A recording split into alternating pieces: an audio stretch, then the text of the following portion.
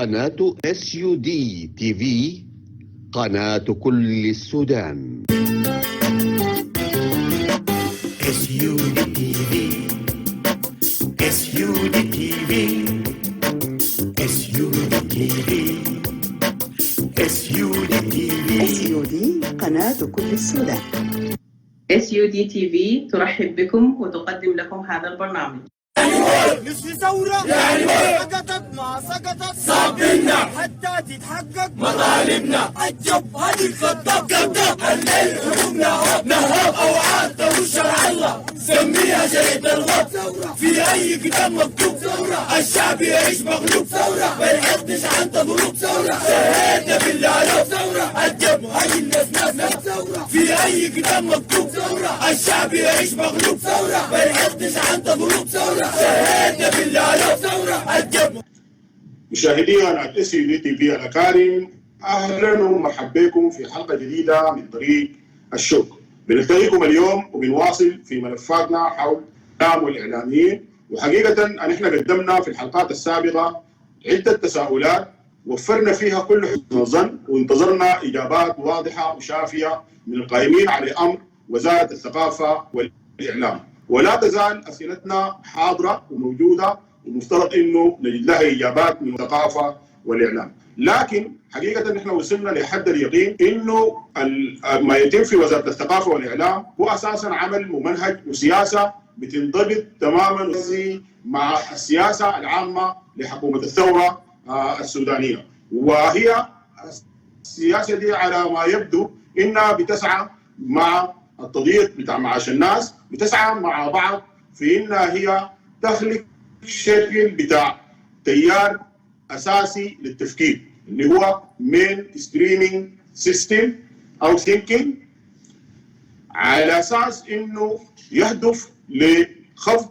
سقف تطلعات الجماهير، ويهدف أيضا لإحباط الجماهير في إنها ما أنجزت شيء في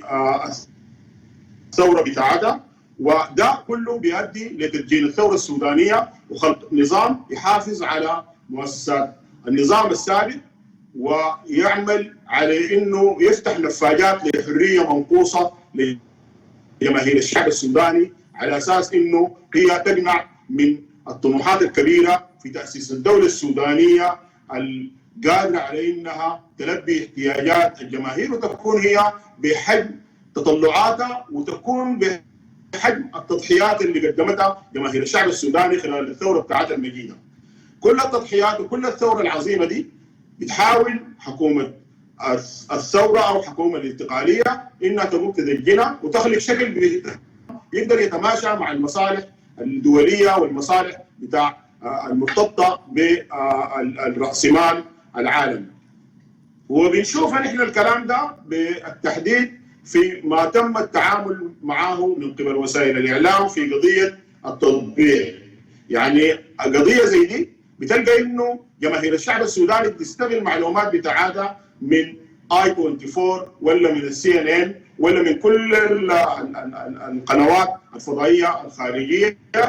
وما في أي معلومة موثوقة بتطلع من وسائل الإعلام السودانية. في نفس الوقت فيه شكل بتاع تحجيم لوسائل الإعلام تحت الدولة، في نفس الوقت قاعدين يفتحوا المجال واسع للثورة المضادة في مؤسساتها إنها تقوم تشتغل لإحباط الجماهير وعشان تعمل في نفس الدور أو في السياسة اللي هم بيرموا لها. والمسألة دي هي ما فيها أي شكل بتاع مزايدة على الناس دين في مدى نضالهم أو مدى ارتباطهم بالثورة، ولكن ده عرض للشواهد الموجودة هسه دلوقتي والواضحة للعيان فيما يتم في المعاملة مع الثورة السودانية. بتجي تلقى انه خلق التيار بتاع الثينكينج ده اللي هو التيار العام ده وخلق الرأي العام الحكومة قاعدة تشتغل فيه من تصريحات المسؤولين، وفي نفس الوقت العرض اللي قاعدة تقدمه وسائل الإعلام لما يتم داخل أروقة وزارات ومؤسسات الدولة. يعني انت لما تجي تلقى انه مثلا قضية زي قضية التطبيع تبتدي من انه السيد رئيس الوزراء يقوم يقول انه الحكومه السودانيه او العلاقات هو يسعى لانه يخلق علاقات تحت مصلحه، اللي هي لمصلحه الشعب السوداني ولمصلحه الحكومه، ويردد في المقوله دي في كل لقاء يكون معاه او في اي كلام او اي بيان هو يقوم يصدره للجماهير. فبيقول انه هو بيعمل من اجل علاقات خارجيه تقوم على مصلحه السودان ومصلحه شعب السودان. بعد كده بتجي المساله بتاعت انه السيد البرهان يمشي يقابل رئيس الوزراء الانتقالي. هو ده كله شغل بتاع انه هم عايزين يعملوا شكل، يخلقوا شكل بتاع تيار عام بتاع ثينكينج في انه الناس تبدا تتحرك في قصه التطبيع. بعد ذاك يجي السيد المتحدث باسم وزاره الخارجيه ويتكلم عن انه في اتصالات وفي تطبيع وفي كده والناس ماشيه قدما في المساله دي، وبرضه مساله لانه يقوموا يحركوا بها الراي العام، الراي السياسي العام، ويحركوا الجماهير في انها تقوم تتوجه نحو ناحيه محدده. بعد كده تجي الزياره بتاعت البرهان والوفد الوزاري الرفيع المستوى اللي مشى على الامارات وبدا يناقش في قضيه التطبيع ويناقش في قضيه رفع السودان من القائمه السوداء اللي هي قائمه الدول الراعيه للارهاب. ويجي بعد ذاك الحديث حول انه هل الملفين منفصلات او غير منفصلات، يعني عمليه بتاعت انه الناس اللي بيشتغلوا بالشغل ممنهج حقيقه. ولغايه هسه دلوقتي رئيس الوزراء ما طلع على جماهير الشعب السوداني عشان يوضح لها الحاصل شنو في المساله اللي هي فك الارتباط ما بين رفع السودان من الدول الراعيه للارهاب ومساله التطبيع مع اسرائيل كدوله هم بيعتبروا انه العلاقات بتاعت السودان معها ممكن تكون بتجي بمصلحه للشعب السوداني وهي جزء من المصالح العليا للبلد. نفس الشغل ده تم في مساله انه يقوموا يوجدوا دور لصلاح بوش وللثوره المضاده في الثوره. يعني هي مساله تحت احباط لجماهير الشعب السوداني لما يقوموا يطرحوها عبر بعض المؤسسات، تنطرح مثلا في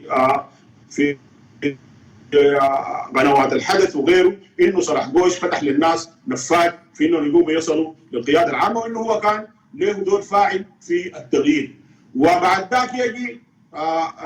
بتاع لجنه التمكين ده اللي اسمه مناع ده يجي يقول ان احنا التقينا انا وحمدوك ومين وقعدنا مع صلاح بوش وتكلمنا معاه حول التغيير وكده، والكلام ده كان في شهر واحد. يعني هو ده كله مسائل بتاعت انه هم يحاولوا بقدر الامكان انه يخفضوا من السقف بتاع تطلعات الناس، وفي نفس الوقت انه يحبطوهم بانه الشغل اللي تم ده كله شغل بتاع مؤامره، لانه الثوره السودانيه حقيقه هي ابهرت كل العالم ولجمت السنه القوى المضاده وقدرت انها تدحر المنظومه بتاعتهم الفاسده. فبيحاولوا بقدر الامكان لانه ما قدروا انهم يجابوها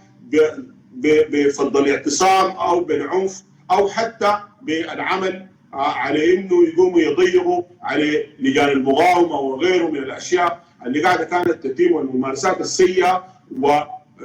وسيطره الاجهزه الامنيه على الاقتصاد السوداني وكل المسائل دي. فبدوا يقوموا يحاولوا انهم يدجنوا الثوره السودانيه دي وانهم يقوموا يشوهوها وانهم يخلقوا منها شكل بتاع مؤامره اشتركت فيها كل العناصر المتآمره على الشعب السوداني، العناصر الفاسده، العناصر المرتبطه ارتباطات كبيره جدا جدا بالرأسماليه العالميه ومرتبطه بالابتزاز الامريكي والاسرائيلي وغيره. طبعا نحن ما بنتكلم عن راينا في مساله التطبيع او غيره، نحن بنعرض في المشهد بشكل عام. يعني الليله مثلا تقاعست وزاره الثقافه والاعلام عبر مؤسساتها في انها تقوم تطرح القضيه دي وانها تقيف في صف الجماهير وانها تحاول انها تعزز وتوطن من الوحده الجماهيريه اللي انجزت ثوره ديسمبر المجيده، وانها سعت مع مؤسسات اخرى بفعل ممنهج لانها تفتت الوحده الجماهيريه وبانها هي تقوم بانها تعمل على خلق هذا التيار العام في التفكير لدى الجماهير في انه ليس بالامكان لافضل مما كان، وانه هذه هي النتيجه او المحصول النهائي بالنسبه للثوره السودانيه، انه تكون الشكل موجود حكومه القاعده تمارسها، وده بيمشي بيتوازى مع ما يتم في معاش الناس وغيره من تضييق وغيره ومن شغل بتاع انه الاحتكارات اللي قاعده تتم هسه دلوقتي للشركات الراسماليه الطفيليه في انها تقوم تتحكم في الاقتصاد بتاع البلد، وده بيؤدي لانه جماهير الشعب السوداني بعد كده تقوم تمنع من الثوره بتاعتها وتبدا بعد ذلك تتعايش مع الواقع التام هسه. الكلام ده نحن قلناه هسه ليه؟ لانه ده بيبرر نحن ليه مركزين مع وزاره الثقافه والاعلام، لانه وزاره الثقافه والاعلام الادوات بتاعت الثوره السودانيه في انها تقوم تبشر بشعارات الثوره وباهدافها، كان مفترض ده دور تقوم به وزاره الثقافه والاعلام عبر مؤسسات الشعب اللي هي المؤسسات اللي بيدفع الشعب قيمتها، اللي هو بيدفع المرتبات تحت العاملين عليها، واللي بيدفع لتلفزيون السودان وغيره من المؤسسات وقناه الشروق وغيره من المؤسسات مؤسسات القطاع العام الاعلاميه. لكن حصل تسجيل وتكسير لمؤسسات القطاع العام الاعلاميه، وفي نفس الوقت اتفتح المجال واسع جدا جدا لصحف الكيزان في انها تقوم تمشي وتبشر بالعوده للمربع الاول، مربع الفساد والافساد، والمؤسسات دي نفسها قاعده يتم لها دعم غير مباشر من خلال الاعلانات اللي قاعده تقدمها الحكومه لهذه المؤسسات، وعشان تضمن استمراريتها قدرتها في انها تساهم في مشروع تدجين الثوره السودانيه. ده باختصار الوضع اللي بيخص وزاره الثقافه والاعلام. والاشكال في انه نحن كنا زي ما قلت وفرنا حسن الظن في انه احنا بنعلم تماما انه هؤلاء الناس يعني قلنا احنا اذا كان بوعي منهم او من غير وعي، لكن على ما يبدو انه هذا الكلام هو بوعي كامل من القائمين على امر وزاره الثقافه والاعلام، وانه دي عباره عن خطه متكامله بتقوم بها حكومه الثوره وحكومه الانتقاليه، الحكومه اللي جات بدماء الشهداء. ونحن طبعا الانهيار الحاصل في المؤسسات الاعلاميه هو بيأثر تأثير كبير جدا جدا في كل القضايا اللي هي اذا كانت قضايا البناء او قضايا التنميه او قضايا الثقافه او القضايا بتاعت التنوير وقضايا بتاعت انك انت تبشر ببرنامج الثوره وتفضح وتفكك النظام السابق والمثالب اللي قام بها والمفاسد اذا كانت على المستوى بتاع النهب بتاع الاقتصاد او على مستوى انتهاك بتاع حقوق الانسان وقضايا التعذيب والاعتقال والاغتيال خارج اطار القانون والاباده الجماعيه اللي حصلت في مناطق كثيره من السودان. فبالتالي يبقى لازم الناس تسعى في انه تثور هذه المؤسسات الاعلاميه، وانه حقيقه لابد من انه قوى الثوره الحيه انها تناهض المشروع القائم هسه ده وتحاول بقدر الامكان انها تقوم تستولى على هذه المؤسسات الاعلاميه، لان هذه المؤسسات مؤسسات الشعب السوداني، وهذه المؤسسات الجماهير دفعت فيها ثمن غالي جدا، لا بد من انه جماهير الشعب السوداني تستولى عليها وتكون هي في صالح الثوره السودانيه المجيده. نحن حنواصل في طريق الشوط طرح كثير من الملفات، طبعا منذ الحلقه الاولى في الموسم ده نحن جاتنا ملفات كثيره جدا جدا بتخص كثير من القضايا المطروحه في الساحه السياسيه، ونحن حقيقه كنا بنأجل في انه نقوم نطرح هذه الملفات والوثائق اللي بتجينا، ونحن طبعا اساسا عندنا طبعا هو 10 دقائق بنحاول بقدر الامكان نقوم نسلط الضوء ونخذ المين بوينتس على اساس انه بنفترض في الاعلاميين داخل السودان ونفترض في بقيه الاعلاميين اللي بيمتلكوا المؤسسات الاعلاميه انه نقوم يتناول الملفات دي بشيء من التفصيل، لكن احنا حنحاول بقدر قدرتنا انه نحن نقوم نطرح هذه الملفات للراي العام وبنحاول انه بقدر الامكان نقيف ونجابي خلق هذا التيار في التفكير اللي بيدجن الثوره السودانيه واللي بيسعى لانه يخفض من سقف تطلعات الشعب السوداني. ما كملت القصة ما كملت القصة جاي الحساب لسه جاي الحساب لسه القصر عاشي عام جاي البيت الدسة القصر عاشي عام جاي البيت الدسة من هذه الأفواج الحيلة يتقصى من هذه الأفواج الحيلة يتقصى ما كملت القصة يا الحساب لسه ما كملت القصة يا الحساب لسه. بنلتقيكم إن شاء الله كل اسبوع وحنناقش معاكم القضايا اللي تخص الثوره السودانيه وحتى نلتقيكم في الحلقه القادمه.